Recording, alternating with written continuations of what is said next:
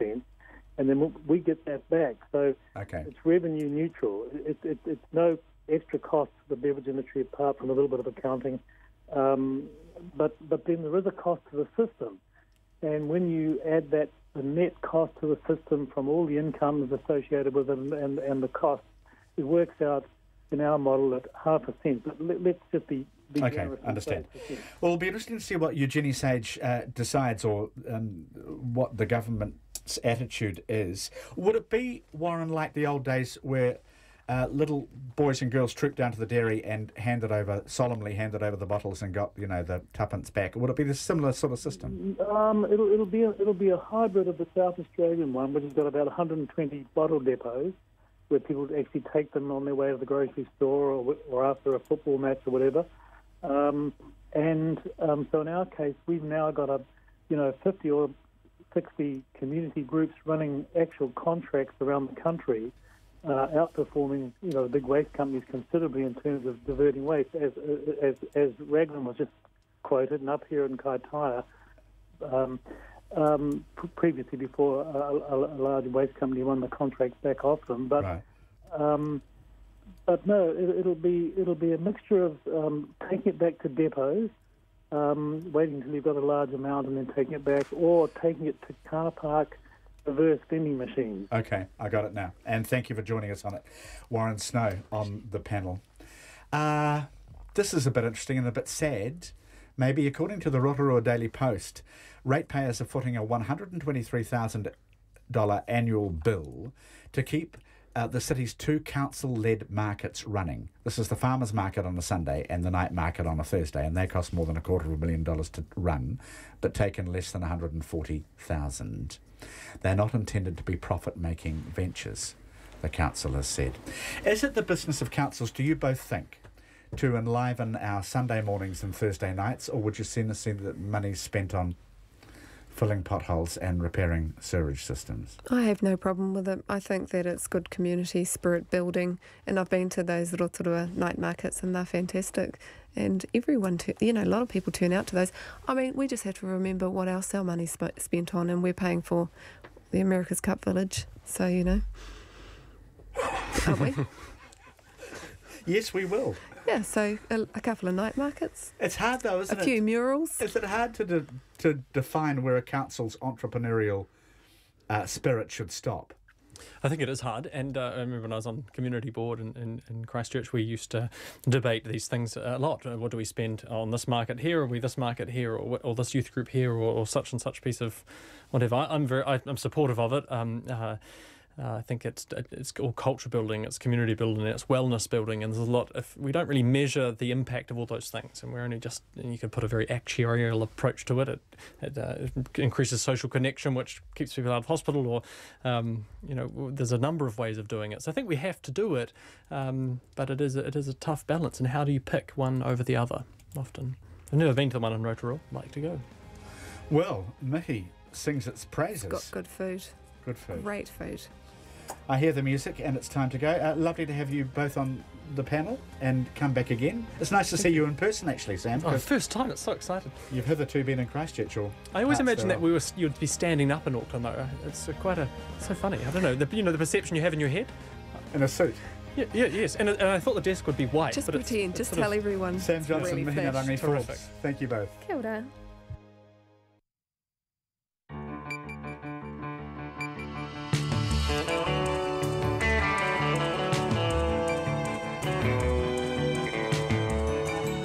Kia ora, good evening. I'm Rowan Quinn in for John Campbell tonight.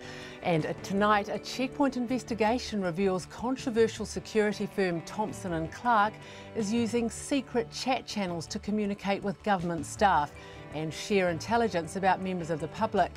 Documents obtained under the Official Information Act reveal the Department of Conservation has used the firm to monitor anti-1080 activists for nearly 2 years. Hunger striker Peter Glasson says he won't eat until his insurer Southern Response signs an agreement to settle the matter out of court. The Ministry of Social Development apologises after a woman was told her benefit was stopped because she'd been on 2 Tinder dates. And we talked to the Health Minister David Clark after his meeting with North Island mayors. RNZ News at 5. Kia ora, good afternoon. Ko Katrina Bat and Aho. Central North Island mayors say they're thrilled their bid to keep rescue helicopters based in their regions will be considered. At a meeting this afternoon, the Taupo, Rotorua and Ruapehu districts were reinstated in the tendering round for the National Air Ambulance Service. Under a proposed redesign, the Central North Island would have been left without helicopter bases. Rotorua's Mayor Steve Chadwick says a formidable team of health board and local body representatives fronted today's meeting with the Health Minister David Clark. We've been scrambling for 2 weeks to find the documents, to find all the ministry papers, to look for the gaps, to do our own analysis with the District Health Board, with help from the Helicopter Trust and with our own clinician and DHB chair. The Mayor of Rotorua, Steve Chadwick. More than 800 trucks have been banned from using their tow bars, all of which were certified by a single heavy vehicle engineer. The Transport Agency did visual checks on 62 of the tow bars certified by Peter Wasney of Nelson and found all but one weren't up to scratch. Truck operators must now get the tow bars replaced or recertified. A Transport Agency spokesperson, Craig Basher, says safety concerns are imperative. We've taken some actions to immediately revoke these tow bars to ensure that public safety. We didn't take the decision lightly because we realised that the tow bars affect the commercial and private use of these vehicles. Craig Basher. Another 700 trailer draw beams and draw bars undergoing urgent checks were also certified by Mr Wasney, who hasn't returned RNZ's calls. The controversial security firm Thompson & Clark is using secret chat channels to communicate with government departments. Documents obtained by Checkpoint under the Official Information Act reveal the Department of Conservation uses the firm to monitor anti-1080 activists. Staff communicate regularly with it through several private chat channels on the messaging app Slack. DOC has declined to release any chat content, saying staff safety could be compromised. Checkpoint will have more on this story after the news. The Christchurch man on hunger strike over his earthquake claim says he agreed to settle out of court, but Southern Response has not. Peter Glasson began the strike 7 days ago and has since lost more than 5 kilograms. He says his lawyers have been negotiating with Southern Response to find an alternative to the High Court action that's been going on for 2 years. Mr Glasson says while he has signed an agreement to settle, the insurer's lawyers are arguing over clauses, so he'll stay on hunger strike until a written agreement is signed by both parties. The Grey District's long-serving Mayor, Tony Coxhorn, has announced he'll retire from politics next year when his current term ends. By then, he will have been Mayor for 15 years after serving 6 years as a councillor. Mr Coxhorn says the last 7 years have been particularly challenging because of the collapse of the coal mining industry. But he says the coast's economy is diversifying and will be led by more sustainable industries such as tourism and agriculture. Mr Coxhorn, who's 63, says the mayoralty demands a 24/7 commitment and he's looking forward to spending more time with his wife and family. Germany's beleaguered Social Democrat Party has elected the first woman leader in its 154-year history.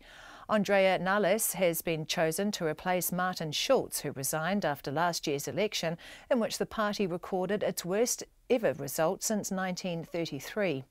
It says it has since entered a coalition government with Angela Merkel's Christian Democrats as junior partner. Ms Nahles told the party's conference in Wiesbaden her election is historic. Many people know the glass ceiling that women are always faced with.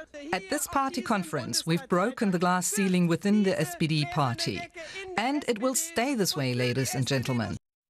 The translated words of Andrea Nahles, the 47-year-old new leader of Germany's SPD. When the Christchurch City Council decided earlier this year to chlorinate the city's drinking water, it didn't expect people would notice much difference. But hundreds have taken to Facebook saying the water tastes disgusting. One of them, Jackie Freeman, says it tastes like it comes from a swimming pool. I've been having headaches and I'm thinking we're going to have to really do something about this because it's the kids won't drink water either. I can't convince them to. They will when they're really thirsty, but it's like, ooh, yuck. Jackie Freeman, the council has been approached for comment. It's 5 minutes past 5. Sport, the New Zealand Women's Rugby Sevens team will get this week off to rest and properly celebrate their success over the last fortnight. The Black Ferns Sevens followed up their Commonwealth Games gold by defending their Japan title on the World Series circuit. After a slow start to the series, New Zealand now trail leaders Australia by just 6 points, and captain Sarah Goss feels they've got their game going well.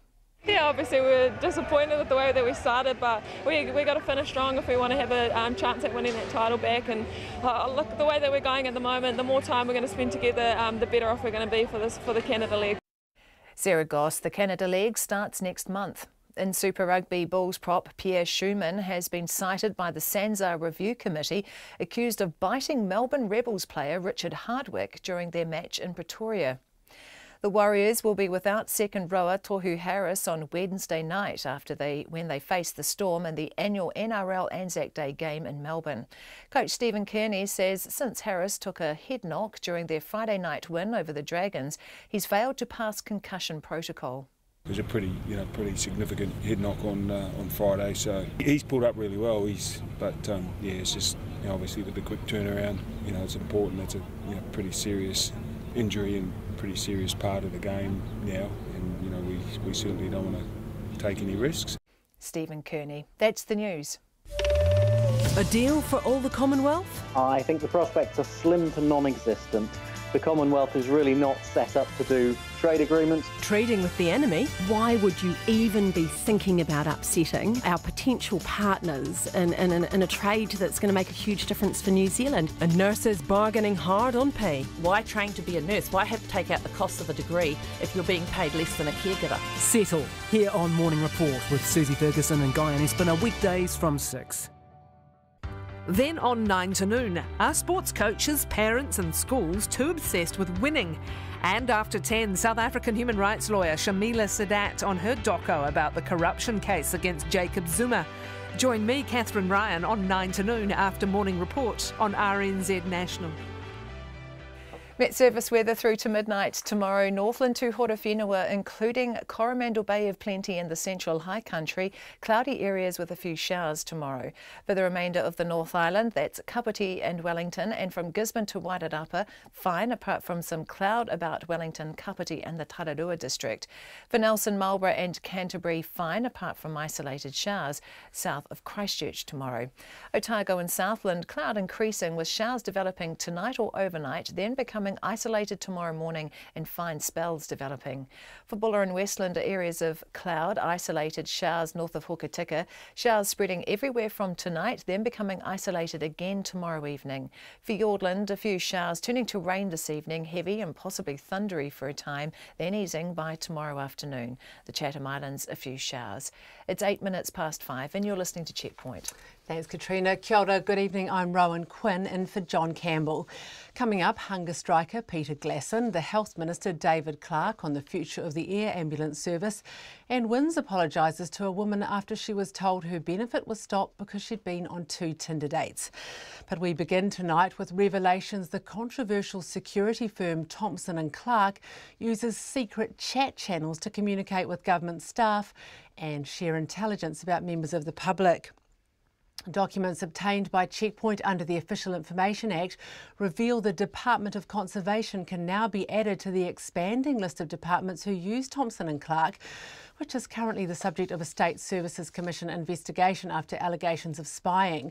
Docs used the firm to monitor anti-1080 activists for nearly 2 years. And while it maintains it's not using the security firm to spy, it's refused to release the messages or intelligence shared in those secret chat channels. Zach Fleming investigates.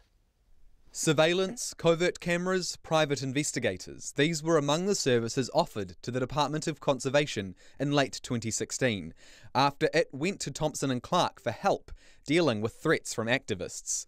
But DOC's Director of Safety, Harry Marr, says those things were never asked for and everything that was legal.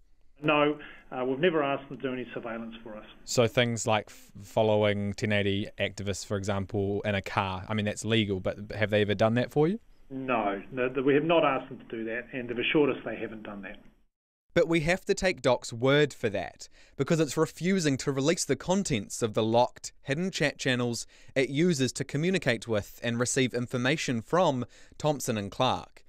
The channels, part of what Thompson and Clark calls its fusion centre, are through messaging app Slack.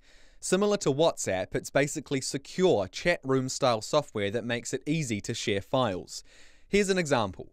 A private hidden channel was set up at the end of October last year after the illegal release of native plant-eating sika deer in Taranaki by 1080 protesters. And among the more than 200 pages of emails between Doc and Thompson and Clark released to Checkpoint under the Official Information Act, we learn the channel was only accessible by 3 Thompson and Clark staff and 3 Doc staff. And Doc specifically requested the information shared in it not be included in its monthly situation report. Harry Marr says Doc staff could be harassed if the information's released. We deemed it that some of the release of that material could cause problems in that area, and so therefore we've kept it back. It also runs the risk of driving some of the conversations underground. Doc also said through the Official Information Act the refusal is because providing the information may prevent the supply of it in the future. Checkpoint asked Thompson and Clark if it threatened to cancel Doc's contract if the information's released, but Director Gavin Clark declined to comment. The chat channels are part of the nearly $4,000 per month risk management package Thompson and Clark provides Doc. Since October 2016, Doc's paid more than $100,000 to the firm, most of it going towards combating anti-1080 activists, who in some cases have threatened to shoot down helicopters. They're threatened to kill our staff and their families. We've had physical confrontation, and as you're aware, we've had instances of tampering with vehicles, the loosening wheel nuts. So we needed a specialist security company to help us with that because we just don't have the expertise or the resources to do that. Mr. Marr says threats collated by Thompson and Clark are then assessed as to whether they could likely be carried out. If yes, police are usually notified. Bill Wallace, the leader of the now dissolved Ban 1080 party, wasn't surprised to hear about Doc's monitoring, but he doesn't think it's necessary. Social media is notorious for people making crass comments about other people, those sort of things. I've never taken it seriously, and this is just a beat up to try and give themselves the use of credibility. secret chat channels comes as the State Services Commission investigates allegations State Insurer Southern Response hired Thompson and Clark to spy on claimants from the Christchurch earthquake, including hunger striker Peter Glasson, and whether the Ministry of Business, Innovation and Employment's relationship with the firm breached standards of integrity and conduct. Prime Minister Jacinda Ardern last month warned other departments against using Thompson and Clark for spying. Because their behaviour around spying and so on is totally inappropriate. Thompson and Clark has not publicly commented on the investigation, but Director Gavin Clark emailed clients last month, including Doc, saying he strongly refutes the allegations made. Doc is still using and paying Thompson and Clark to monitor threats. And until there's a good reason not to, we'll continue to do so. So those private hidden chat channels are here to stay. For Checkpoint, Zach Fleming. A Christchurch man on a hunger strike over his unsettled earthquake claim says he won't eat again until his insurer signs an agreement to settle the matter out of court. Peter Glasson's been on the strike for more than a week and has lost more than 5 kilos. He says his lawyers have been negotiating with his insurer, and while he's signed an agreement to settle out of court, Southern Response hasn't. He says one of the sticking points is a 17th inspection of his property involving up to 13 separate people from 6 companies. Earlier today, he told me how he's feeling having gone more than a week without food. Oh, pretty tired actually, Ryan. But no matter how tired I get, I will fight on. What, you'll be having a few physical and emotional symptoms, I would imagine. Can you sort of... Yeah, it's pretty mentally demanding. But I think, Anzac Day's coming up, and I think of my father having fought through the Second World War, the battles against the Germans, and that gives me a lot of strength, knowing that he fought for the rights that we have in this country, or we're supposed to have, and that people shouldn't go through the sorts of things that I'm having to go through now. What sort of response have you had from Southern Response? Our lawyers have been negotiating with them to try and reach some sort of process that we can go through that's alternative to the Christchurch High Court. We've been in legal action with them now for 2 years, and the Christchurch High Court has really failed the Christchurch earthquake claimants. It's a long-winded process that Southern Response's lawyers are able to manipulate and delay the process, and it's cost us a huge amount of money, and it's costing all the other claimants a huge amount of money as well. So are you saying that there could be a settlement on the cards? It's not a settlement, it's a process to discuss it's a facilitated process that's being put forward, and unfortunately again the Southern Response lawyers are holding up the signing of that process. We've signed an agreement for facilitation, put it through to Southern Response, but their lawyers are holding it up again. Any idea what they're waiting for? Well, they're arguing over clauses in the proposed agreement. Now, Peter, have you got another inspection of your property pending? Is that right? That's one of the issues that we're arguing about. What happened was in November last year, the Southern Response lawyers stood up in the court and lied to the court about the evidence that we'd submitted to the court. And unfortunately, the judge said that they should have the right for another inspection, and it was simply because they didn't like the evidence that we'd put in reply to their evidence. And so they called it new evidence, and the judge said, oh, okay, it's new evidence.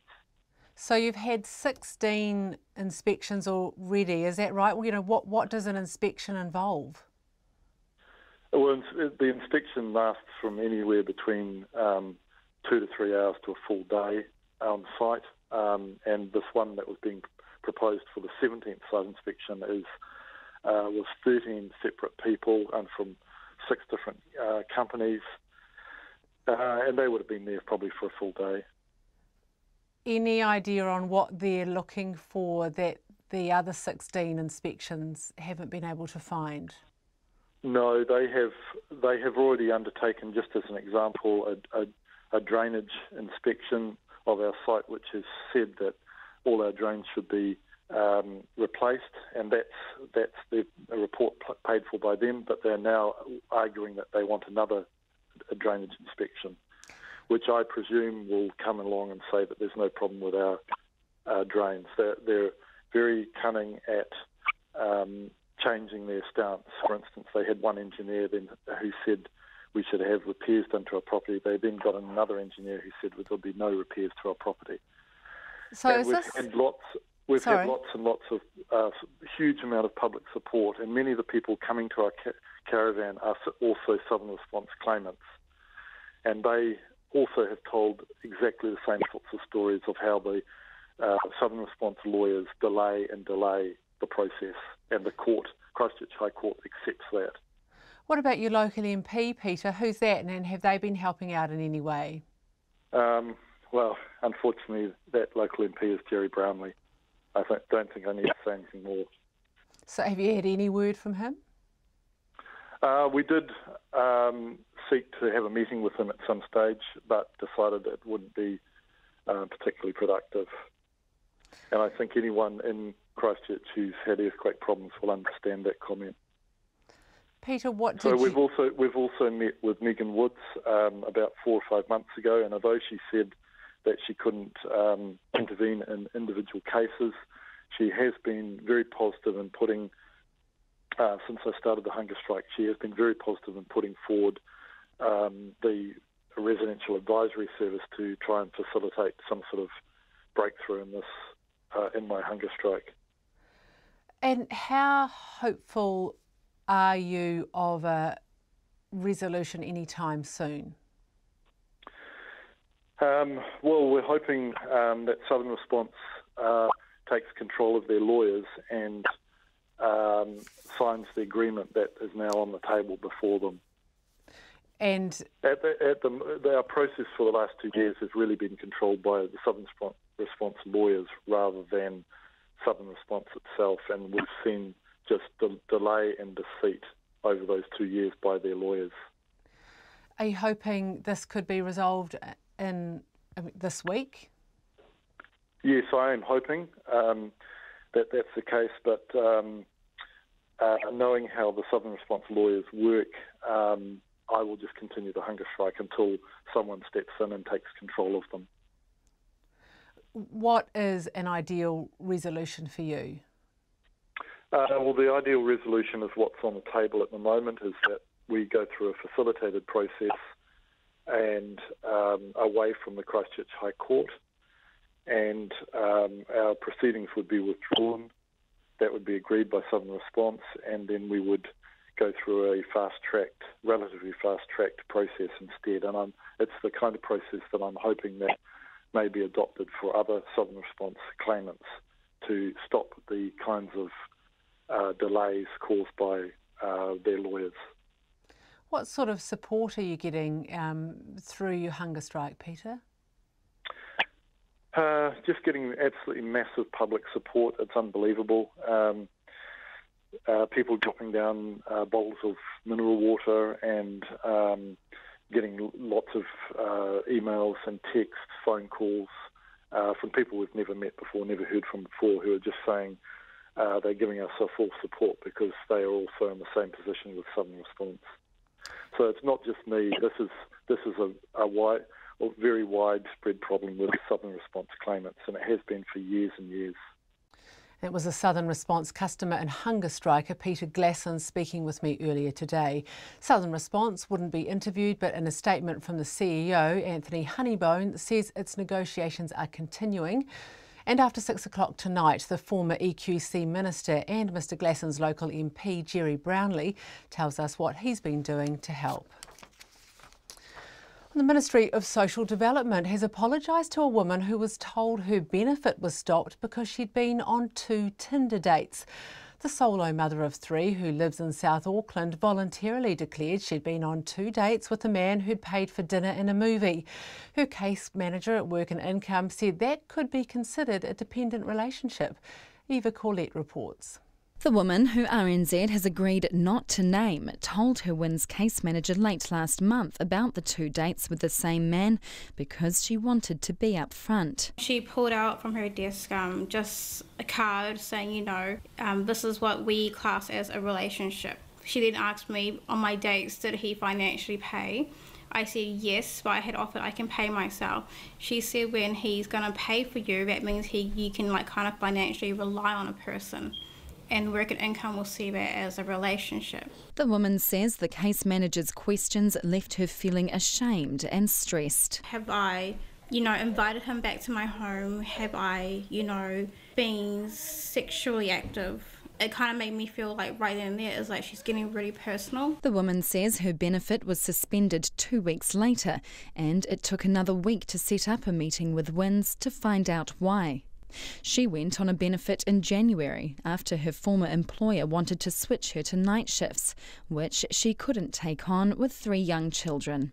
The beneficiary says she has always been independent and is shocked at the way WINS treated her. The way they speak to me, it's just really nasty. They look at people and they think we're just spams. They don't actually see a bigger picture. The Ministry of Social Development has apologised to the woman and in a statement says, "We have made a number of errors in the woman's case. We apologise unreservedly for that. It isn't an acceptable level of service, and we know the suspension of her benefit was very distressing. We did not suspend her benefit because she had told us she had gone on 2 dates. We would never stop paying someone for that reason. Unfortunately, at a subsequent meeting with the case manager believed in error this was the reason for the suspension." Instead, the ministry says the woman's benefit was stopped because of separate allegations, which have since been dropped because it could not substantiate them. We received an allegation she had been living with a partner, shared a mortgage with him, and that they both had jobs. Secondly, she failed to attend 2 consecutive appointments on April 9th and 10th. But the woman says staff at Work and Income never discussed any of those allegations with her, and she had had no communication about appointments. The first she says she had heard of the investigation is when RNZ raised it with her. Beneficiary advocate Alistair Russell from Auckland Action Against Poverty believes Work and Income's culture is punitive. The state needs to keep out of people's private lives and keep particularly out of people's bedrooms. If people are having relationships with others, they need to have the ability to form those relationships and then think about whether or not that relationship is anything like a marital type relationship. This situation came nowhere near it, and still she was punished, still she had a benefit stop, and still those kids were at risk. The woman's benefit has now been reinstated in time for her to not miss a payment. The Ministry of Social Development says it deals with 1 million people a year and does its best to get things right. I tamaki makaurau mō te hōtaka o te ahiahi ko Eva Colette tēnei. Hundreds of people have taken to the streets in the last week to protest a proposed redesign of the National Air Ambulance Service. If implemented, the changes would leave the Taupo, Rotorua and the Ruapehu districts without helicopter bases, meaning choppers would need to come in from Taranaki, Hamilton, Tauranga, Napier or Palmerston North instead. Now, following a meeting with the Health Minister, Central North Island mayors say the area is back in the tendering round for the rescue helicopter service. And the Minister, David Clark, is in our parliamentary office. Good evening, David Clark. Can you tell us a little bit more about that? Are these districts back in the game now? Good evening, Rowan. Yeah, look, we had a really constructive meeting. The mayors brought to the table what I understand to be quite understandable concerns representing their communities. The truth is that their region was perfectly entitled to put a tender in all along. But that wasn't clear to the mayors, and those air ambulance services and trusts involved in the consultation that led to the design of the tender process were aware of that. But unfortunately the mayors hadn't been brought up to speed on that in a timely fashion. So it was a really constructive engagement. The mayors rightly expressed some frustration about not being in the loop on what was going on, and I pledged to make sure that they were in the loop because we all want the same thing, and ultimately we're all on the same page because we want better outcomes for patients, and that is what's driving this change. It's not a cost-cutting exercise. In fact, the upgrade of the fleet, which is now on average 29 years old, is likely to cost more into the future, but it will provide better clinical outcomes for patients across New Zealand. There's obviously been some signal somewhere along the way that these areas are actually under threat, even if they are still able to be part of the tendering process. You know, how realistic are their chances of retaining the air ambulance bases there? Well, look, the process is still underway. I can't comment on the decision making, but what I can say is that their tender, if they put one in, will be considered alongside others. They have to meet the clinical guidelines in their tender, just as any other tender put in would have to meet the clinical guidelines. There was a proposal that was put out there and it was interpreted a certain way in the media as meaning that some tenders might not be received warmly. That is a mistake, and those air ambulance services and trusts involved in administering the current services had a full understanding of what the picture was. Unfortunately, some of the mayors and other regional representatives hadn't been brought into the loop on that story, and they're rightly representing the concerns of their citizens, but they're also striking a balance because they want to see improved clinical outcomes over time for the citizens that they represent. I thought the mayors were incredibly reasonable. They brought a constructive conversation to the Parliament, and I look forward to keeping in touch with them as we work out how together we can ensure that New Zealand has a better air ambulance service into the future. I mean, the two key factors here. One is making sure those who are meeting patients have enough clinical hours behind them, that they're doing it regularly, and the second is that they are arriving in air ambulances, helicopters that have the clinical space inside to treat patients on the return journey in the best possible way. And that's the thing that affects clinical outcomes more than anything else, and that's what we're striving to get towards. I guess the mayors told you about what it is about having helicopters in their areas that they see as very important. I wonder what you sort of personally think about that, having had that discussion with them. Would you like to see them stay in those areas? I want to see the best clinical outcomes for patients. You know, I want to see more people avoid morbidity or mortality risks, and I think, you know, that's true of everybody. The clinicians that are involved in planning this process are of one mind that we need to consolidate over time and ensure that we're meeting clinical standards across the country. The last thing we want is some kind of postcode delivery of services as a country. We want to make sure that they're sustainable into the future. It is going to require investment. Remember that the average age of the helicopter fleet is 29 years. We've got to make sure that even the existing twin engine ones are replaced, because they won't be serviced for parts in a decade's time. So there's a lot of planning gone into this, and the public need to be reassured, I guess, that the ultimate aim of this is to improve clinical outcomes for patients across New Zealand, and it clearly is not a cost-cutting exercise. It's about making sure that we're meeting standards no matter where we are in New Zealand. And the tender process is still open. No decisions have been made when a tender comes in from that region. If it does, it will be judged alongside tenders from other regions. Thank you very much. That is the Health Minister, David Clark.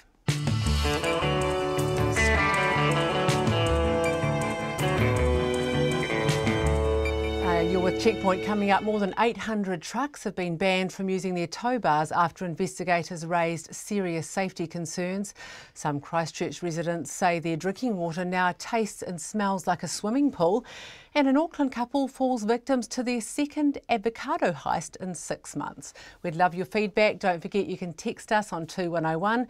You can tweet us at Checkpoint RNZ, Facebook us, Checkpoint with John Campbell, or email checkpoint@radionz.co.nz. Now here's Katrina Batten with the headlines.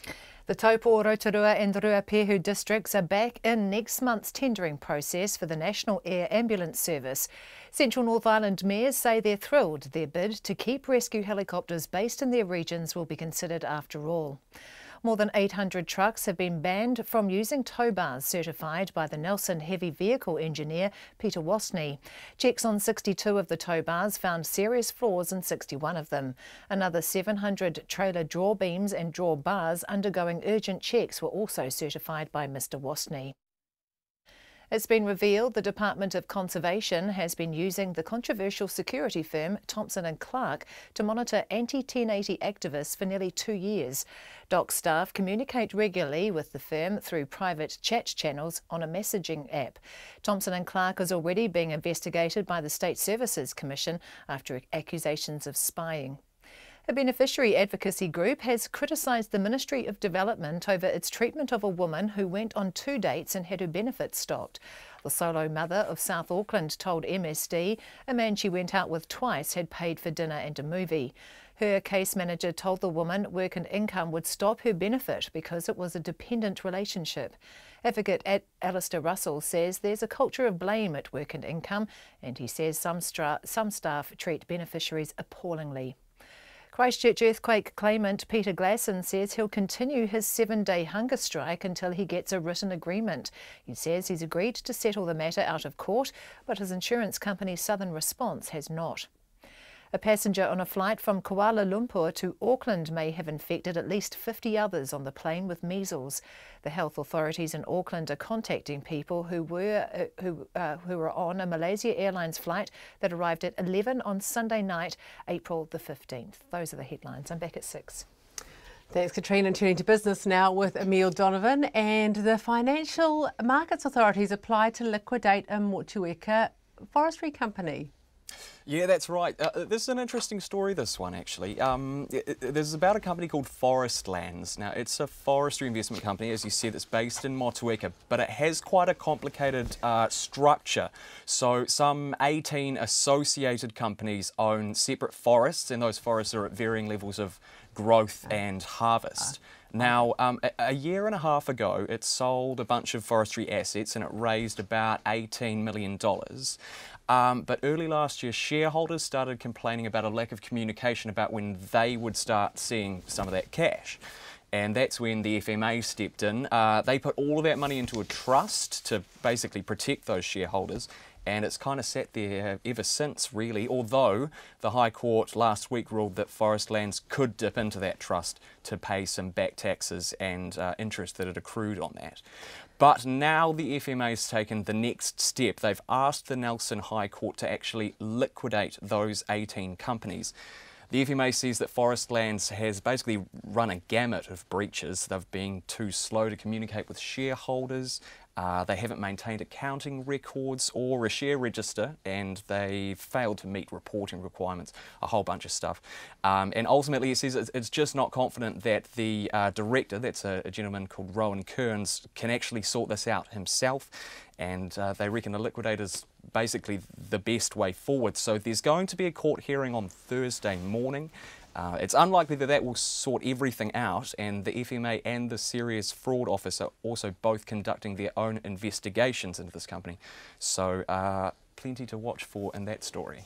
Indeed. And Emile, Fletcher Building still busy trying to raise money. That's right. So we heard last week Fletcher's trying to raise $750 million. Now, last week its institutional share offer closed. It was met with a really good reception. It had 98% subscription. It raised just over $500 million. And now the balance of shares has opened up to retail shareholders. They can buy up one new share for every 4.5 they hold at $4.80 each. Now, it's expected to be popular but not fully subscribed to. It can be tough to get in touch with all of the retail shareholders, and however, it's open till the 11th of May, so there's still plenty of time to get involved. The offer documents will be sent out tomorrow, and Fletcher's share price ended up 0.8% today. That's about 5 cents, and it closed at $6.20. And how are the rest of those markets looking, Emile? So our NZX Top 50 index, it fell 0.2%, down 20 points. It finished on 8,304. And the Kiwi dollar's trading at 72.1 US cents, 93.8 Australian and 51.4 pence. Thank you very much, Emile. It's Emile Donovan with Business there. Well, 4 people have been killed and several others injured in a shooting at a Waffle House in Tennessee. The Metropolitan Nashville Police Department says the 29-year-old suspect, who was naked, remains on the run. Reuters' Nathan Frandino reports. Waffle House diner James Shaw just wanted to live when a nearly nude gunman opened fire early Sunday at this Waffle House near Nashville, Tennessee. Shaw says he had no choice. You have to either react or you're gonna, fold. And I chose to react because I didn't see any other way of me, living. And that's all I wanted to do. I just wanted to live. In reacting, Shaw became a hero to many. During a break in the gunfire, Shaw dashed at the gunman and wrestled away the AR-15 assault-style rifle. His fast actions were credited with saving lives, though he dismissed the idea that he was a hero. So I'm not a hero. I'm just a regular person, and I think. After losing the gun, officials say the suspect, identified as 29-year-old Travis Ranking, fled, leaving behind 3 victims. A 4th person later died at the hospital. Officials recovered 2 magazines containing additional ammunition for the rifle. The magazines were found in the suspect's jacket left nearby. He clearly came armed with a lot of firepower, intending to devastate the South Nashville area. Investigators have also learned that Ranking had been arrested last year for being in a restricted area of the White House, and that the same rifle was confiscated by authorities in Illinois last year at the FBI's request. They say the authorities returned the rifle and 3 other weapons to Ranking's father, who later gave them back to his son. Investigators have searched Ranking's home and found 1 of the weapons, leaving 2 unaccounted for. Ranking, meanwhile, remains on the run. More than 800 trucks have been banned from using their tow bars after investigators raised serious safety concerns about them. This afternoon, the Transport Agency revoked the certifications of 802 tow bars, all approved for use by a single Nelson engineer, Peter Wozni. This follows visual checks that found 61 out of 62 tow bars were not fit for purpose and might fail. Another 700 draw beams and draw bars on truck trailers are now undergoing urgent checks. The Transport Agency began investigating Mr Wozni last August when a draw beam he certified snapped outside Nelson, sending the trailer into a bank. Craig Basher is the agency's operational standards manager, and he spoke to reporter Phil Pennington. We've determined there is a safety issue, and we've taken some actions to immediately revoke these tow bars to ensure that public safety. We didn't take the decision lightly because we realised that the tow bars affect the commercial and private use of these vehicles. So it's not something we've taken lightly, but it's something we believe that we need to do to address this serious safety concern. Can you tell us more about what those visual checks found that was missing, that was inadequate about the tow bars?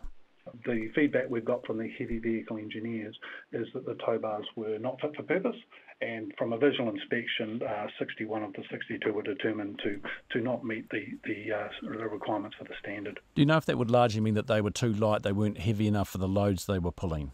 In general terms, Phil, that would mean that they weren't up to the threshold in which they were certified to tow. And from this point onwards, when they've got the revocation orders, the owners of those 802 truck trailers with those tow bars, they aren't allowed to use those to tow anything, is that right?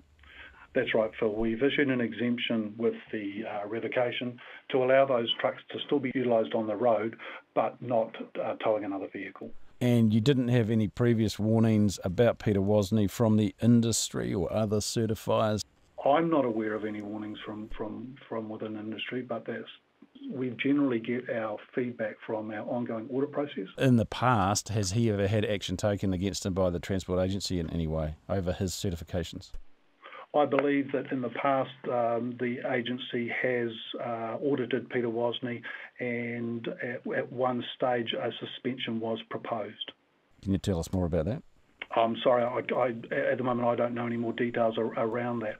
Do you know when it was? I believe it was in 2012. And do you know why it wasn't? Is it along the same lines of what the problem we've got now? Sorry, Phil, I don't know. Okay, we'll endeavour to find out some more about that. In the meantime, quite a lot of disruption to these companies that own these 800 trucks. Most of these trucks are in the top of the South Island, and that's a region with very few heavy vehicle engineers, just 2 in Nelson Marlborough, none on the west coast. How are you going to cope with that load so that the work that needs to be done on these trucks can be done in time? We've organised another 2 heavy vehicle special certifiers to come into the region to supplement that. And the Transport Agency says Peter Wozny's now surrendered his authority to certify heavy vehicles. Mr Wozny's not returned RNZ's calls. And just some breaking news now. People are being asked to avoid the Porirua central city area as emergency services respond to a gas leak there. And there are cordons in place in the CBD and in the Paramoana Street area. The police are urging motorists and commuters to avoid that area. Some Christchurch residents say their drinking water now tastes and smells like a swimming pool. The first of the city's 156 wells were chlorinated late last month after the council revealed some were at risk of contamination during flooding. Most of the city's water supplies are now chlorinated, and while the council said most people shouldn't taste any difference, some say it's had a massive impact on their lives. Logan Church reports. You smell that? Yeah. Oh. Christchurch mum Emma Harnett-Moore spends her days looking after her children, Aurora and Cooper. 3-year-old Cooper suffers from severe eczema, which Emma thought she had got on top of. But she says the chlorine in the water is causing massive problems. His skin was perfectly fine and well under control and well managed before this chlorine went in. Now he's having showers and his skin is turning up like this. It's disgusting, it's horrible, it's lumpy, he's bleeding. Emma says she is having to apply cream up to 3 times a day to stop Cooper scratching. They have looked at installing filtration systems, which cost hundreds of dollars.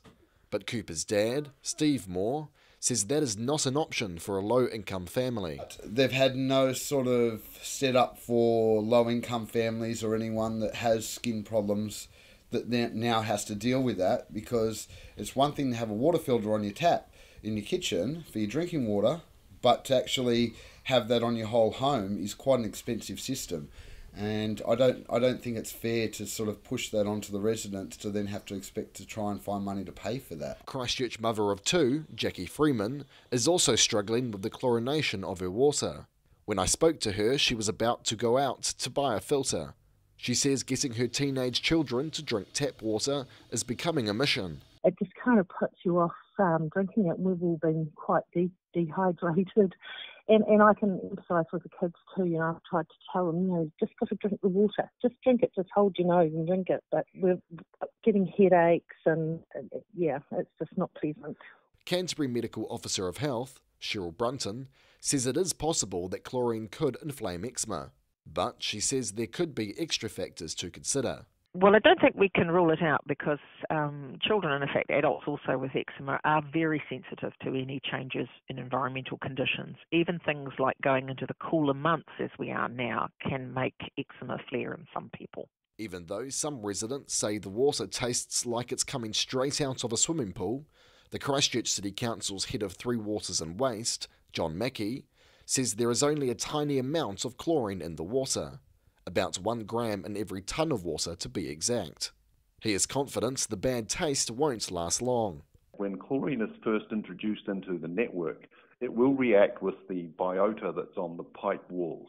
So when you don't have any disinfection in the system, there is a lot of bacteria or biological growth that can accumulate on the inside of the pipe. And of course the chlorine interacts with that biological material, and that's what creates what we call chloramines. Now, the chloramines are what give off that taste and a strong odour. But for 3-year-old Cooper and his family, there seems to be only one option left. I don't know. Well, what do we do? Yeah, I mean, realistically, it's probably moving out of the city, which is not something we really want to do. Christchurch's water supply is expected to be chlorinated for 12 months, while the city's boreheads are repaired. In Christchurch for Checkpoint, call Logan Church Tēnei. Dead people being charged banking fees for decades, dodgy financial advice leading to customer ruin, lying to corporate regulators, bonus league tables and a culture of putting revenue generation ahead of customers.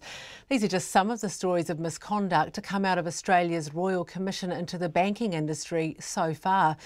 Last week, the government moved to impose tougher penalties on corporate criminals, a move welcomed today by Australia's competition watchdog. A fierce political debate's been raging over why it's taken so long for an inquiry to be held. And today, the former Prime Minister Tony Abbott put his nose into the debate, asking why industry regulators had their heads in the sand for so long. With more, here's the ABC's Lucy Barber. There's one thing that all sides of politics agree on right now, that the stories emerging from the Banking Royal Commission are appalling. This idea that the banks were charging, in many cases for years, for services that just weren't delivered is absolutely outrageous. Former Prime Minister Tony Abbott has added his voice to the dissent. The Commission's been grilling banking and insurance executives, but Mr Abbott says the regulators for those industries should also be under the microscope. Banking is probably the most regulated sector of our economy. What were the regulators doing to allow all this to be happening? And the analogy is, yes, punish the criminals, but if the police are turning a blind eye to the criminals, well, you've got to get rid of the police and get decent people in there. He's concerned that regulators haven't been vigilant enough in applying and monitoring the existing rules. My fear is that at the end of this Royal Commission, we will have yet another level of regulation imposed on the banks when, frankly, what should happen is I suspect all the existing regulators should be sacked. It's up to a few different bodies to make sure that banks and businesses do the right thing. APRA watches over banks, financial service companies and insurers. ASIC is the corporate regulator and the ACCC is the competition watchdog. Its chairman is Rod Sims. I think the banks think of themselves as a protected species. We dubbed their behaviour in the mortgage interest market as synchronised swimming. The government's already announced bigger penalties for corporate misconduct. It's beefed up ASIC's powers and it'll introduce fines of up to 10% of a company's annual turnover. Rod Sims supports that plan. The penalties we're getting these days on both competition and consumer matters are tens of millions. We need penalties in the hundreds of millions. He says fines of that size would affect a company's earnings and share price. I mean, we had penalties, for example, against Flight Centre. They were $11 million.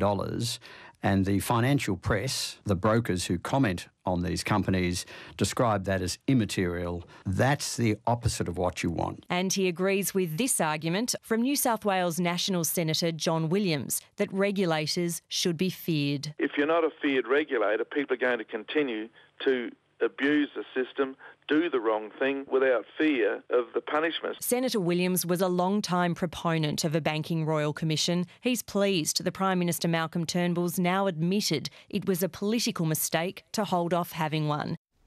Lucy Barber there from Canberra.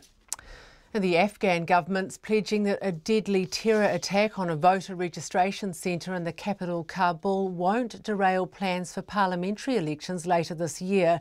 A suicide bomber blew himself up outside the centre at the weekend, killing at least 57 people and injuring more than 100. It's the most serious attack yet as the country prepares for the October elections. Here's CNN's Michael Holmes. Terror may have targeted the democratic process in Kabul on Sunday morning, where Afghan officials say dozens are dead after a suicide bomber detonated his explosives at the gate of a voter registration centre. The Interior Ministry says people were waiting outside to collect national ID cards. After I heard a bang, I rushed to the site of the blast, and when I arrived at the scene, we helped many wounded people to carry them to the hospital. All the victims were women and children who were here to get their identity cards and register for elections. In a statement distributed through Telegram, ISIS claimed responsibility, saying their, quote, martyrdom brother was targeting a Shiite-dominated area of Kabul. In a message posted to Twitter, Afghanistan's chief executive condemning the attack, saying, quote, our resolve for a fair and transparent election will continue, and terrorists won't win against the will of the Afghan people. The US ambassador to Afghanistan is also tweeting, saying the attack was senseless, perpetrated by, quote, enemies of democracy. It's the latest in a series of attacks to hit the Afghan capital this year. Media reports say militants have attacked at least 2 other voter registration centres in the last week. In March, 2 separate suicide attacks killed nearly 40 people, one of the bombings claimed by ISIS. In February, several were killed not far from the Kabul Green Zone, and in January, the Taliban said they carried out 2 attacks in which more than 100 people were killed.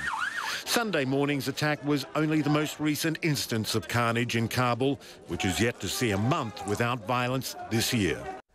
And Michael Holmes reporting there. An unusual airline scandal. The chairman of Korean Airlines has said his 2 daughters will step down immediately from their company positions. One of them allegedly threw water at an executive during a business meeting. It follows her sister's infamous nut rage incident on a flight a few years ago. Their fathers issued an apology. With more, here's the BBC's Richard Hamilton. One of the daughters, Cho Hyun-min, who's a senior vice president of the airline, is under investigation by police for suspected assault after reportedly throwing water at someone who attended a business meeting. The eldest daughter of Korean Air's owner has resigned from her post after causing a major social uproar for her meltdown on a flight last week. In 2014, her older sister, Heather Cho, who was also a vice president, made headlines around the world when she ordered one of the planes to return to its gate at a New York airport because she was angry over the way she'd been served nuts in first class. She was upset that the macadamia nuts had been given to her in a packet and not on a dish. She was jailed briefly following the so-called nut rage affair, but later returned to work as an executive of Korean Air's hotel affiliate. This latest incident has reopened a national debate about family-run business empires, which have been criticised for their luxurious lifestyles and sense of entitlement. Now the company's chairman, Cho Yang-ho, said it would turn over a new leaf with stronger management led by its board. In a statement, he said he was terribly sorry for his daughter's mistake and that everything was his responsibility and fault. And that's Richard Hamilton reporting there. An Auckland couple's fallen victim to their second avocado heist in 6 months. Brett Glazer and his partner live in a home that borders a reserve, and in November last year, thieves stole 200 avocados from their tree. Last week, thieves struck again, but this time one of them was on a mobility scooter armed with a 12-foot pole. Brett told me his partner caught the thieves in the act in broad daylight. She was just actually out for a walk, the morning walk, and noticed a couple of gentlemen hanging around the avocado tree with a very long pole. So it became evident pretty quickly as to what they were there for, and so with that in mind, she approached them, yeah. So, because your property's next to a park, is that right? So she just happened to be walking through the park at an opportune time. And what did she say to them? Just basically, excuse me, you do realise that that's our own property, and that was about the full extent of the communication. And she took the pole with a very long pole, that 10 to 12 feet, with a hook on it, and she took that off them and rang the police and sort of followed them as they raced on their mobility scooter out of the area. So were these older men, or was the mobility scooter sort of a useful device? Well, look, they were older chaps. I don't know why he was using a mobility scooter. I mean, who would know? But yeah, they were older chaps. I mean, you know, I would guess that they're probably in their 60s. I mean, I have seen them around the neighbourhood before. So yeah, I'd assess that they were around the 60-year-old mark. And you've been hit before and taken sort of some fairly serious measures to prevent this. Can you tell us about that? Yeah, we have. Last year, we lost at least 200 avocados off our tree. We woke up one morning and they were literally all gone, and they were clipped. That wasn't, a couple of people jumping the fence and taking a couple. The tree was literally harvested, so we lost a significant amount, which is a real shame. So from the perspective of that, I guess we're a little bit hotter on the issue this year, and we have installed a couple of security cameras and various bits and pieces on the property as a deterrent, and still disappointed that this has happened this year, but that's the way it is. Because I guess avocados at the moment, I'm looking at the prices in supermarkets are between $3 and $5 an avocado. So how much do you think you've lost? Well, if you times that number by 200 last year, a significant amount but we don't sort of think of it as in dollar terms because we've got the tree, we don't tend to buy them, but we give a lot of them away. Like I think we lost about 60 fell off the tree last week with the storm, and we gave all of them away, and we've given probably another 30 or 40 away over the weekend.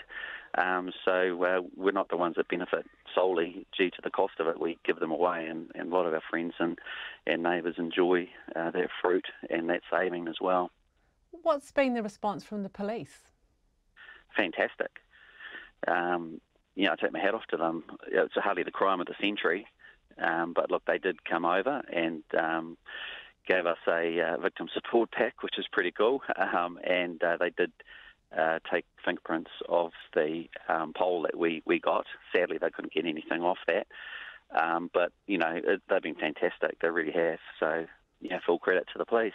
There's a lot of things in Auckland that are in season at the moment. Feijoas, some of the citruses coming into season, a lot of it around your neighbourhood. Is there sort of any suggestion from the police that this is a widespread crime in the area? No, well, look, the police haven't said anything in that respect, but on some of the websites such as neighbourly.co.nz, a local Facebook community page, a lot has come out of similar situations with various produce. So whether it be avocados or feijoas or flowers to all sorts of things. So a lot of people are telling the stories on those internet sites. This must be incredibly frustrating for you. Have you thought about whether there's a long-term solution? Take GST off fruit and vegetables, and then perhaps they'll be a bit cheaper and a bit more affordable. Look, no, I don't have any answers to it. Seriously, it's just the way it is, I guess. I don't know what the long-term solution will be. And that's Auckland man Brett Glazer, who was telling me there about repeat hits on his avocado tree that borders a park. Well, coming up after 6 here on Checkpoint tonight, the Department of Conservation's Director of Safety, Harry Ma, tells our reporter Zach Fleming why it's using the services of the security firm Thompson & Clark to monitor anti-1080 activists. For nearly 2 years it's been doing that. And the former EQC Minister, Jerry Brownlee, tells us what he's doing to help his constituent Peter Glasson, who's on day 7 of a hunger strike in protest against his insurer Southern Response. We'd love your feedback to these and any of our stories on Checkpoint tonight. You can text us on 2101. You can tweet us at Checkpoint RNZ. You can Facebook us, Checkpoint with John Campbell. Or you can email checkpoint@radionz.co.nz. But first, Katrina is here with the 6 o'clock news.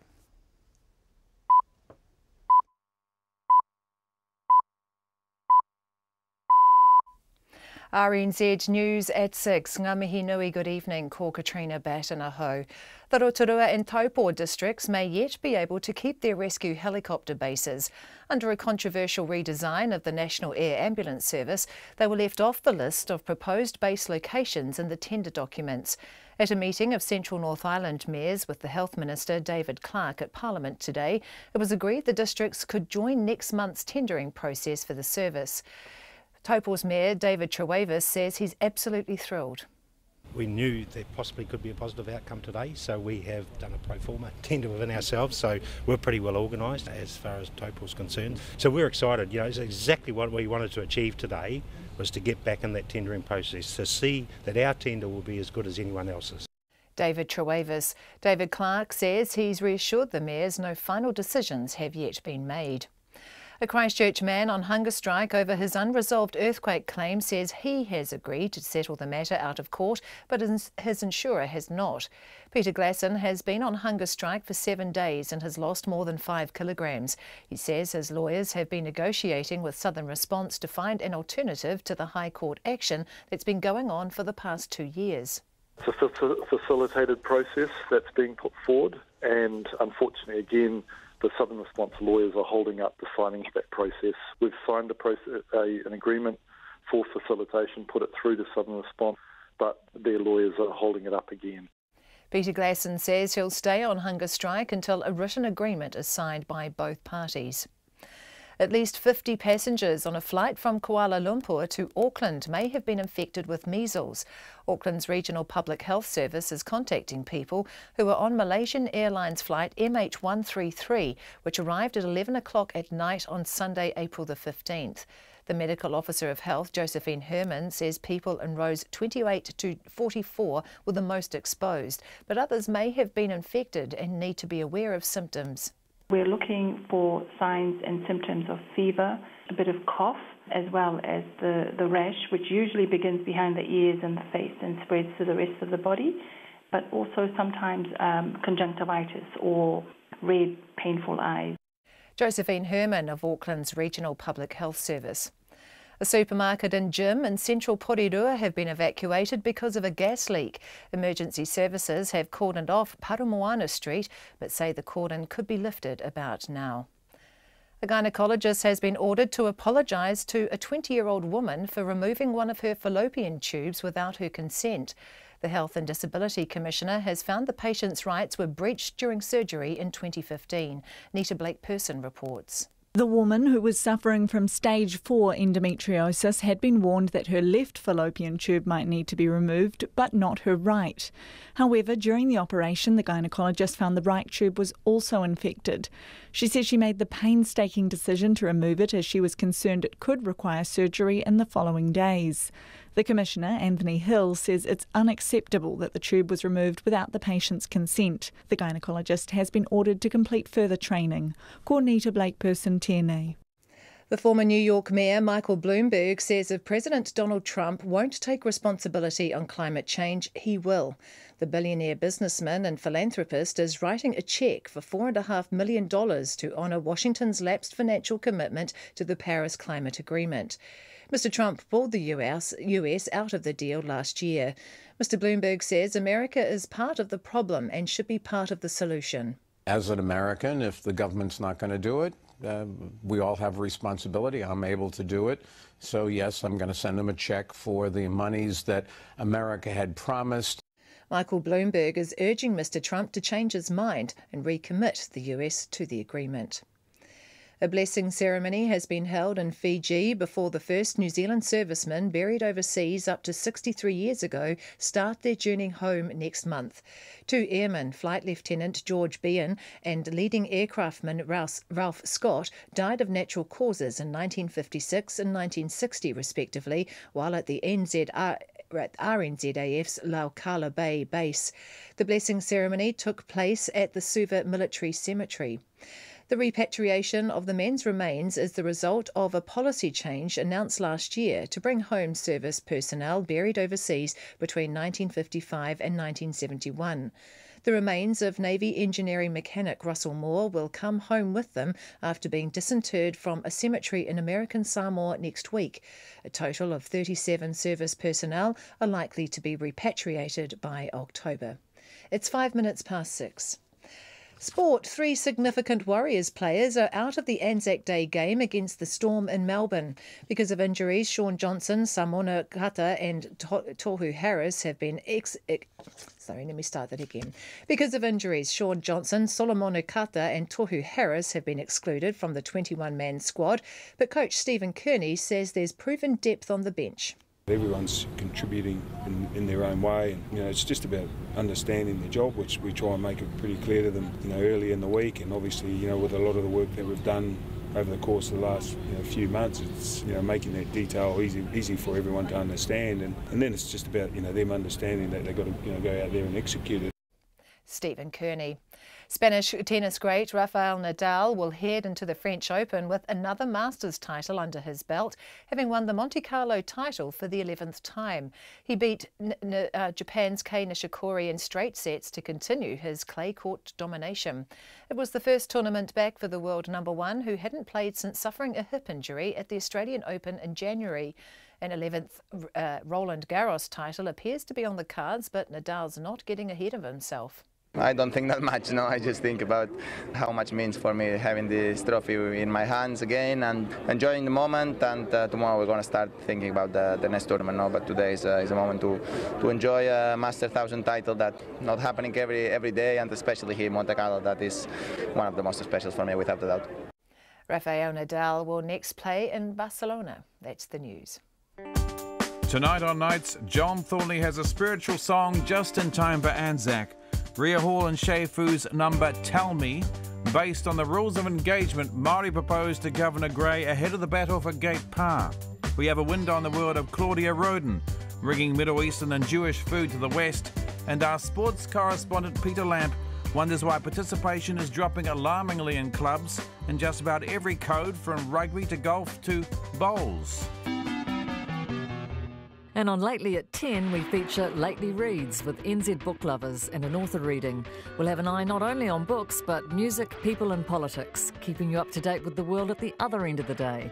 Lately with Karen Hay on Nights with Brian Crump on RNZ National.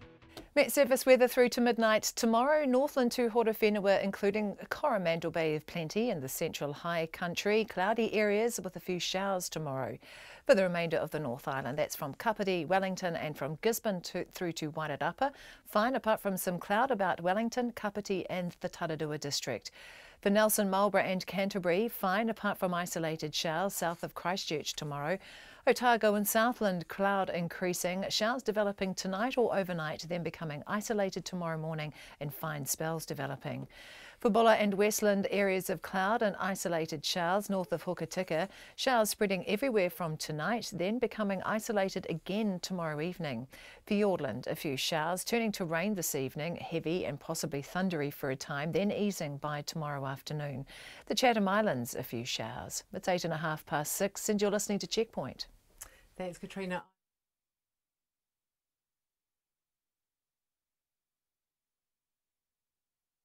It's received from Thompson and Clark and the communications it's had with the controversial security firm.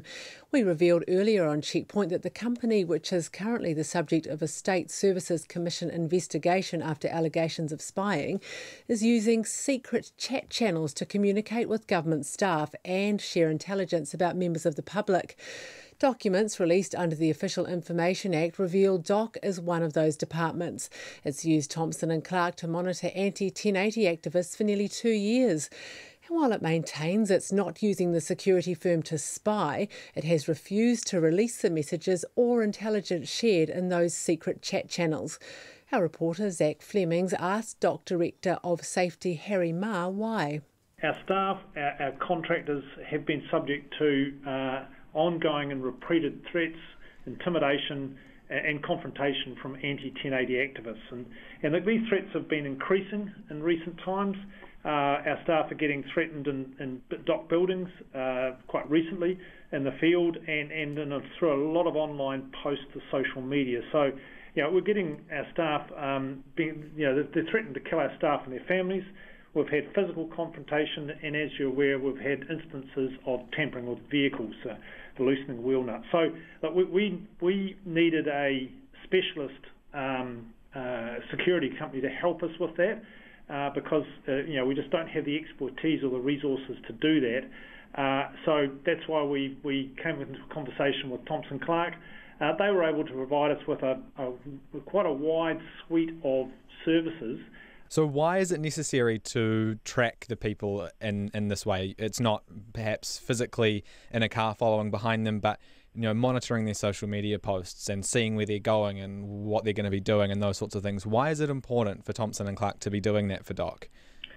Remembering that the posts that we've looked at they're openly available, open source, publicly available posts. One of the things we get reasonably frequently in the social media space is threats to shoot down helicopters. And what we need to be able to do is to ascertain whether the person making that threat is in a position to carry it out. People sitting in Auckland, and we've even seen them from other places. So it's important to us to understand whether the threat that is being made is a likelihood that it's going to be carried out. We can't actually see the reports or whatever format they're in that Thompson and Clark give you, because I understand they're given to you in that Slack channel and we're not allowed to see anything that's in that Slack channel. So are we essentially just having to take DOC's word and Thompson and Clark's word that the spying and what some people are very scared of and the State Services Commission is now looking into isn't happening? Well, I can assure you that there's no spying going on for DOC, and we've never asked anybody to spy for us, and we don't do any spying. So look, there's some material in there that we're very conscious could be access to increase the likelihood of harassment and intimidation and so on and so forth. So just trying to keep our staff and contractors safe. We deemed it that some of the release of that material could cause problems in that area. And so therefore we've kept it back. It also runs the risk of driving some of the conversations underground, and of course that would hamper our efforts to keep our staff safe as well. Is DOC, or is Thompson and Clark for DOC actively monitoring people at the moment? Is that still ongoing? We're still using Thompson and Clark at the moment for a variety of jobs, not just the social media space. And until there's a good reason not to, we'll continue to do so because our staff are still receiving threats and vilification and harassment. And that's our reporter Zach Fleming talking to DOC's Director of Safety Harry Marr there. Well, earlier in the program we heard from the Southern Response claimant Peter Glasson, who's on the 8th day of his hunger strike over his unsettled earthquake claim. Mr Glasson's refusing to eat until Southern Response sign an out-of-court settlement agreement. He told us one of the sticking points is his refusal to allow a team of 13 people from Southern Response to visit his home for what would be the 17th inspection. Former EQC Minister Jerry Brownlee is Mr Glasson's local MP. Mr Brownlee's repeatedly refused to be interviewed by John Campbell, but this afternoon he spoke to me about what he'd done to help his constituent. Look, I only became aware of Mr Glasson's difficulties when they received some publicity last week. And I haven't been able to make contact with him. I went past the site this morning to see if he was at his caravan, and he wasn't there. But I'd have to say I'm not sure what I can do. I'm not familiar at all with the details of his difficulties. I guess just from what you've heard, say you've seen some of the publicity about that, what do you think about his situation? Well, as I say, without knowing the full details, I'd really not want to comment on that. I think he has a pretty firmly held view about his expectations, and he's taking some pretty extreme steps to get people to look at that. But I'm not familiar with the details, and without that familiarity, I don't think it's appropriate to comment.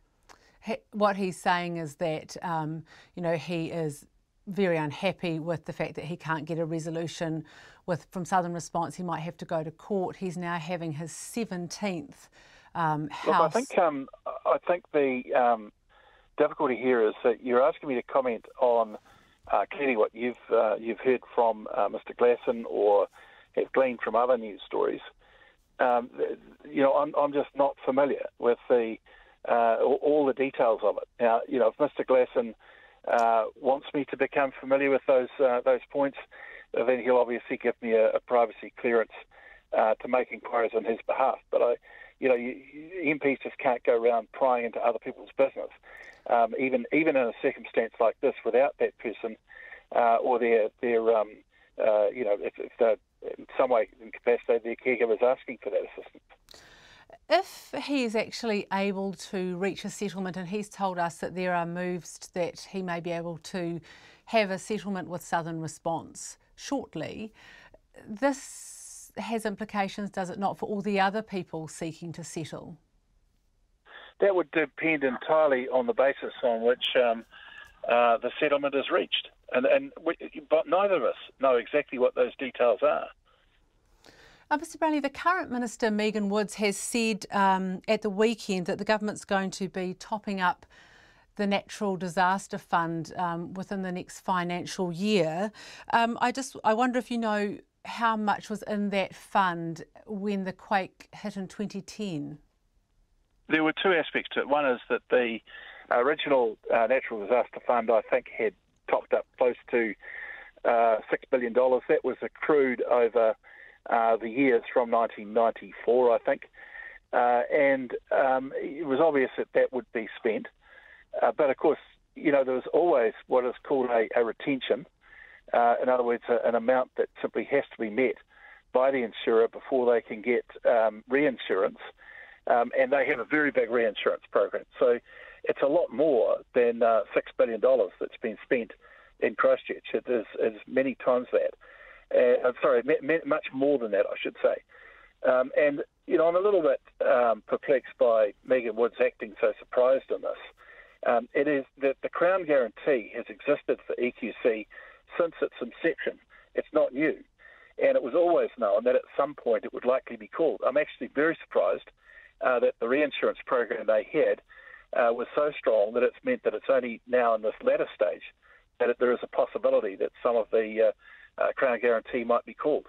But it's not a big deal. I just don't understand why they're making so much of a meal of it, because it is the expectation that every one of us who has fire insurance in our house and therefore is compelled to be an EQC has as someone who has a contract with that insurer.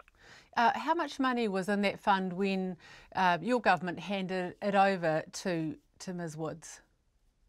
Look, that's for me, that's over 12 months since I saw any of those figures. I'm not quite sure where it was at. It would have been a descending figure, but as you get to the end of it, you'd expect that more of it is spent.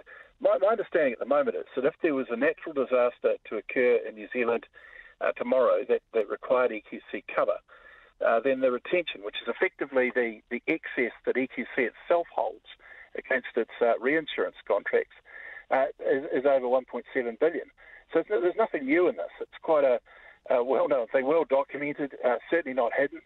And I think, Megan Woods, with all due respect, is starting to look like a startled opossum in the headlights. This is a difficult issue that has been difficult right from the outset.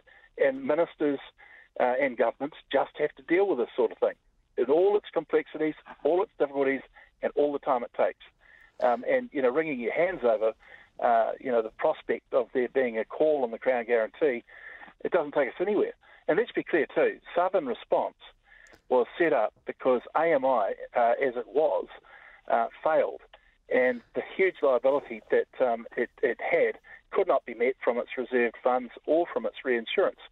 So that's going to cost the Crown over $1 billion as well. Should this not have been something that was started while you were still in government, sort of preparing, having a contingency in place, preparing for the fact that this natural disaster fund was imminent, the top-up was imminent? Of course, and that's absolutely and what did you do?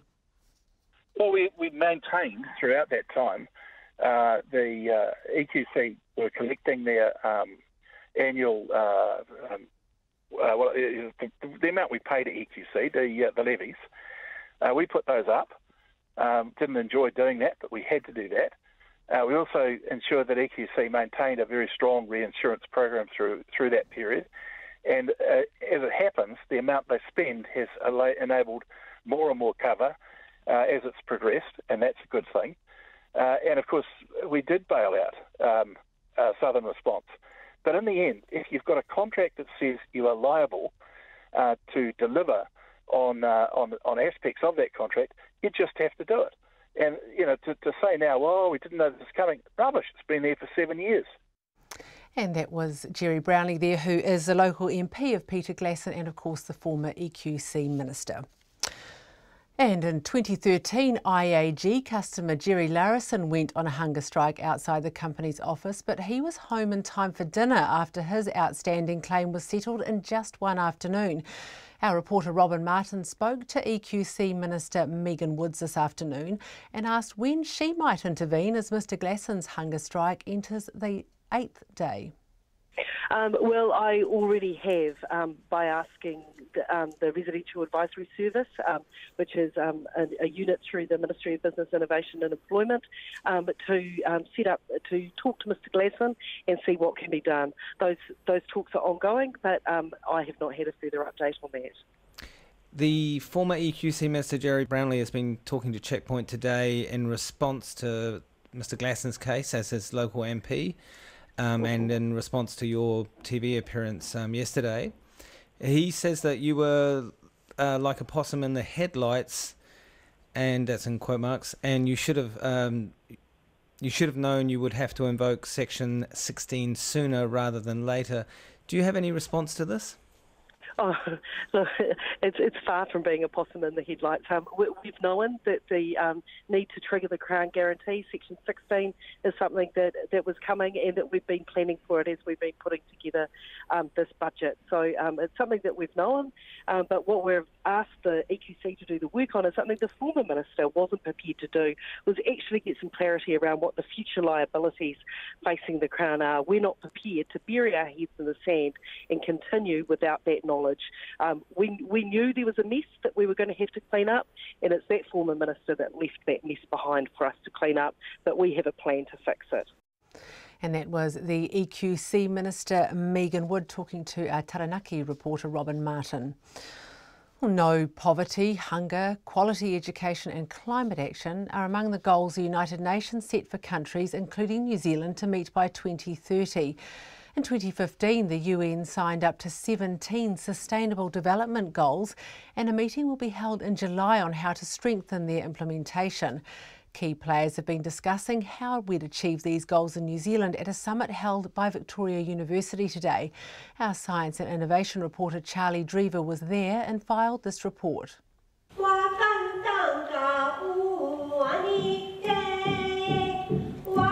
One of the first speakers to present in a full lecture theatre this morning was International Indian Treaty Council's Andrea Carmen, who has travelled from the United States to speak at the event. She spoke about the crucial role Indigenous people play in a sustainable future. The development plans, whether they call it sustainable or green economy, other schemes that they've come up with, a lot of times they end up targeting Indigenous peoples' lands and resources, where even the United Nations says 80% of the world's biodiversity that is still intact is on Indigenous peoples' lands. Andrea Carmen says that shows society can learn from Indigenous people, but she stressed the importance of collaboration. The Sustainable Business Council Chief Executive Abby Reynolds says the business community also wants to be part of the change. She says many companies are already doing great work, but they're reluctant to speak out. CEOs or senior communications people say we don't really want to talk about that until we've got all of these other things lined up, because we're concerned if we don't have a perfect story, we are going to attract criticism, and that's not that helpful. So it's a lot easier to stay silent than it is to be able to come out publicly on these things. Victoria University Head of School of Government Professor Yeril Karazigu says Statistics New Zealand is already working to gather data that would help, like employment, poverty and natural resources.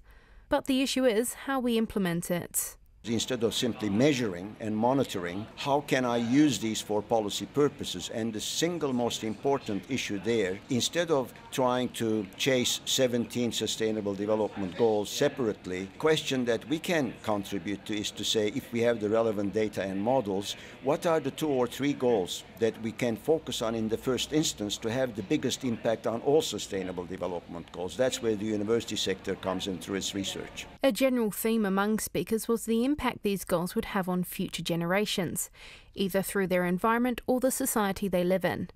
Children's Commissioner Andrew Beecroft says it's crucial the goals are met, as children in New Zealand are already struggling. Too many of our kids, 10%, really struggle, are as bad, if not worse, than any other Western world counterpart. 20% are in and out of disadvantage. For that 30%, we've got to do much better. Andrew Beecroft says awareness of these goals is still lacking in this country, and there must be a comprehensive, coordinated plan with someone in charge. For Checkpoint, Charlie Drever. Australian police are reportedly looking to upgrade their surveillance gear to include advanced facial recognition technology, able to be used through closed-circuit cameras. But across the Tasman, the Queensland government's already rushed through legislation allowing people to use facial recognition software during the Commonwealth Games. Now, with the Games over, the state government won't say where and when the technology will be used in the future. The ABC's George Roberts reports. Competition is over. I proclaim Gold Coast 2018 closed. But one of the legacies of the Commonwealth Games is causing concern. That is the use of facial recognition technology. The head of Queensland's Council on Civil Liberties is Michael Cope. People are entitled to know that they are being watched and their behaviour is being monitored. What we are facing here effectively is mass surveillance, and it's a very disturbing development. All Australian states and territories plan to pass laws to allow matching of facial biometrics information. Federal laws are also planned, allowing cross-jurisdictional access to the database of driver's licences and passport photos. Queensland rushed its laws through in time for the Commonwealth Games. Queensland's Police Minister Mark Ryan wouldn't say when police would use such technology. I'm not going to get into the particular technology that police may or may not have right now, but police would only access the database if you were doing something wrong. So if you're going to the football on Friday night and you're there to have a good time and you're not going to break the law, then there's no reason for the police to access the database in respect of you. But are they running that facial recognition scanning across the patrons who would be attending Lang Park? I'm not trying to be clever or tricky here, but I'm sure you and your listeners would appreciate that there is some capability that the police may or may not have, which I can't get into for obviously security reasons. Michael Cope, who's also a Brisbane-based lawyer, says people deserve to know. If this technology is being used at a particular place at a particular time, people are entitled to know that. That is a basic privacy principle which is accepted in relation to CCTV. Especially, he says, as it's been proven to be unreliable. The equivalent technology developed by the FBI gets this wrong 15% of the time. So that means, that if 100 people walk into Suncorp Stadium, 15 of them who have done nothing wrong potentially could be hauled out of the crowd by the police. Queensland's Privacy Commissioner Phil Green isn't too worried yet, but says governments have been making small steps towards using such technology. Using facial matching technology and algorithms to identify people is another step, and certainly that isn't widely in use at the moment. We'd like to see if that kinds of technology is introduced, that people are told, there is a safety and security benefit in people being told that. And that's Queensland's Privacy Commissioner Phil Green ending that report from the ABC. And just time for a little bit of feedback as we wrap up here on Checkpoint tonight. Helen from Wellington's been in touch. She says, fancy an earthquake victim being driven to a hunger strike in New Zealand. She says, I feel ashamed that this is happening. Southern Response have been shown time and time again to be in breach of their responsibilities. She says the past Minister Jerry Brownlee's a disgrace to the position he was supposed to represent, and pray that we never have the big one in Wellington, as these poor people of Christchurch are living a nightmare. Yes, indeed, God save New Zealand. Thank you, Helen, for your feedback, and thank for everyone who's been in touch and tuned in this evening. That is Checkpoint. Thank you for joining us on your radio, your TV, online, or however you chose to connect with us. You can hear highlights in late edition at 10:15 this evening, or see any of our stories tonight on rnz.co.nz/checkpoint. So from me, Rowan Quinn, and the rest of the Checkpoint team, have a lovely night. RNZ News headlines at 6:30. Health officials in the Central North Island are thrilled they can tender for local rescue helicopters as part of a redesigned national service. Christchurch earthquake claimant Peter Glasson says he'll stay on hunger strike until Southern Response signs a written agreement. The Christchurch City Council says the strong chlorine taste in the city's drinking water should go away soon. Auckland health authorities say people on a Malaysian Airlines flight which arrived in Auckland late on April the 15th may have caught measles from a fellow passenger.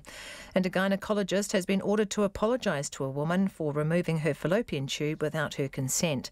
Our next news and weather is at 7. If you think RNZ has breached formal standards either on air or in our online content, you have the right to make a formal complaint. This must be made in writing to the broadcaster first within 20 working days of the broadcast.